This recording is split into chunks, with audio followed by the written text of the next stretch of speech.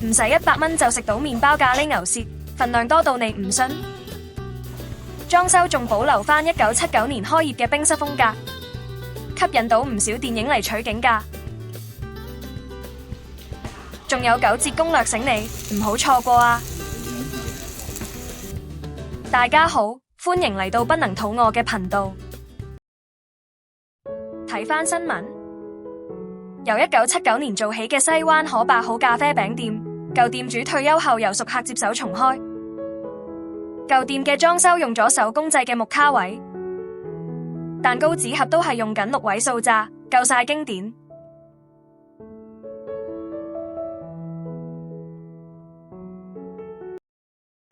店鋪依家就由熟客仔接手，好在佢都好有心，專登保留返以前嗰種舊裝修。不如一齊入去揾返當年嘅回憶。由門口開始，以前放西餅個位，佢哋都特登留返喺度㗎。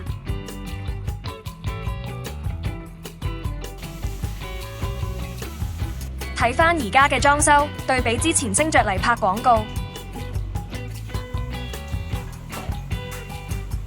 電視劇《瑪嘉烈與大衛》，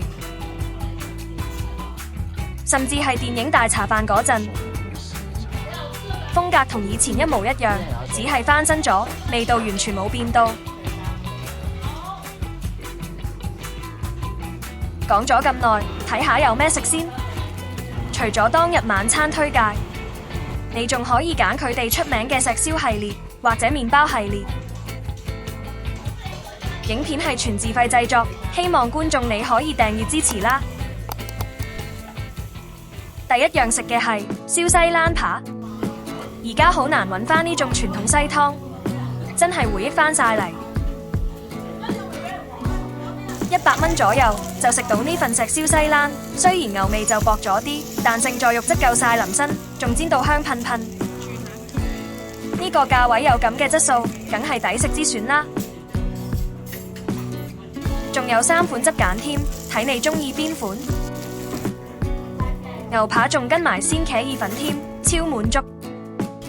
跟住試嘅係咖喱牛舌配脆皮麵包，見到嗰下真係嚇親，份量超震撼。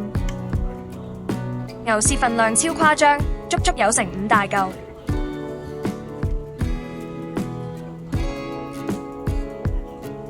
厚切牛舌炆到入晒味，軟腍得嚟仲帶啲彈牙。麵包好鬆軟，索晒啲咖喱汁，真係好好味。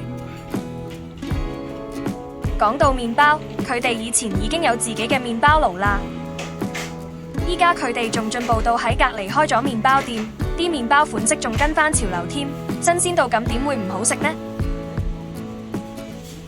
返去食我哋第3樣嘅炸雞髀滑蛋包飯。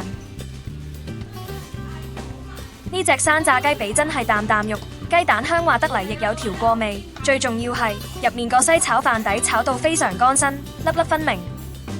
以70蚊嚟講，已經係一份完美嘅蛋包飯。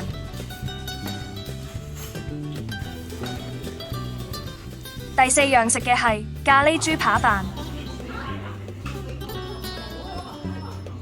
平時我哋食嘅港式咖喱點解咁惹味？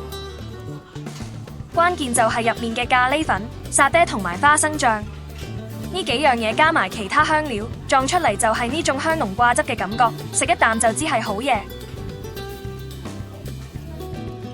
我哋仲食咗雞扒蛋包飯、蒜蓉汁豬扒意粉，甚至連佢哋個下午茶都唔放過，真心覺得質素仲要相當唔錯，每樣都抵食夾大件。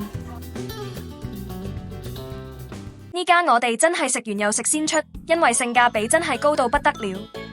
俾大家參考下，唔計下午茶，晚餐人均都係85蚊左右，2個人170蚊就有交易。想最抵食就揀是日晚餐，如果想豐富啲食石燒鐵板，價錢相對會高啲，但絕對對得住個價位。話埋個優惠俾你知先，呢度其實有2個着數。第一個係喺指定時段外賣自取，只要買夠100蚊就有9折。如果你住喺附近或者想買返屋企加餸，呢個優惠就最啱用啦。第2個優惠係晚市，晚上6點至9點堂食，滿100蚊就有9折優惠。以我之前晚餐堂食為例，張單過咗100蚊，佢就會額外幫你喺單度用9折埋單。想趁熱食又想慳錢，記住呢個時段過嚟啦。仲記唔記得之前提過佢哋自設嘅麵包店就喺隔籬？有時6點後仲會有額外優惠添。不過小店嘅優惠隨時都會變動，到時就要睇下你哋好唔好彩啦。如果你鍾意呢條自費食評，希望你可以幫手讚好同訂閱我啦。下次見啦！好多謝你陪我一齊食，影片到呢度啦，多謝收睇。